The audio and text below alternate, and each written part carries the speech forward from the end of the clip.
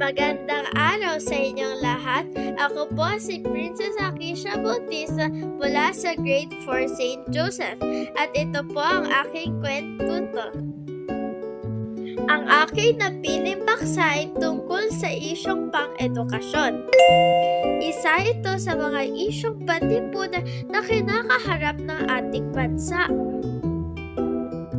Ang mga tauhan sa kwento ay sina Zaira, ang batang pulubi at ang ina ng batang pulubi. Tara, ano ba ang hinihintay nyo?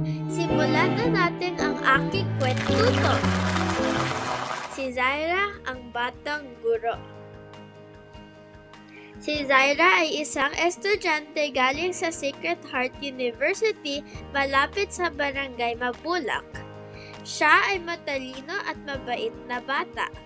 Paglaki niya, gusto niyang maging guro upang turuan ang mga batang hindi kayang makapag-aral. Kaya naman, siya ay nagsisikap upang makamtan niya ang pagiging guro balang araw. Isang araw, habang siya ay papunta sa paaralan, siya ay nakakita ng madaming batang pulubi. Ang isang batang pulubi ay lumapit kay Zaira at sinabing, "Ate, ano po ang pakiramdam ng nag-aaral sa magandang paaralan?" Tinignan ni Zaira ang batang pulubi at sinabing, "Masarap ang pakiramdam dahil nakakapag-aral ako tungkol sa mundo at nadadagdagan ang aking kaalaman. Sana maranasan ko po iyan." Malungkot na sabi ng batang pulubi. "Sige, tutulungan kitang magbasa, magbilang at magsulat at pupuntahan kita pagkatapos ng aking mga klase," ang maaawang sabi ni Zaira. Simula ng araw na iyon, bumibisita si Zaira sa mga bata pagkatapos ng kanyang mga klase. Nakita siya ng magulang ng batang pulubi at sinabing, "Salamat sa pagtuturo sa aking anak. Pagpalain ka ng Diyos sa iyong kabutihan." Natuwa si Zaira kaya't ang kanyang ngiti ay abot tenga.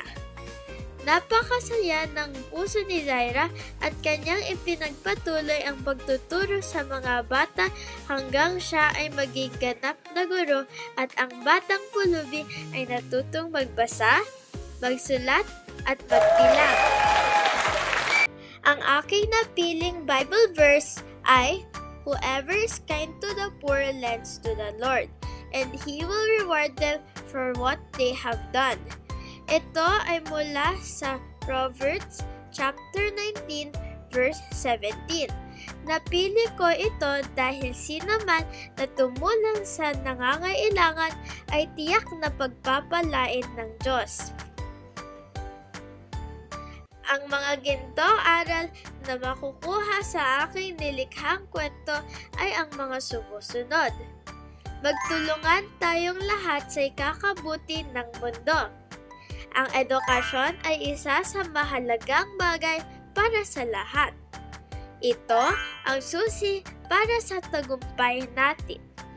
Kahit ikaw ay bata pa, kaya mong tumulong sa iyong kapwa. Maliit o malaking bagay man, dapat tayo ay magpapasalamat sa kanilang ibinigay na tulong. Sana natuwa kayo sa aking nilikhang kwento. Maraming salamat sa inyong pakikinig.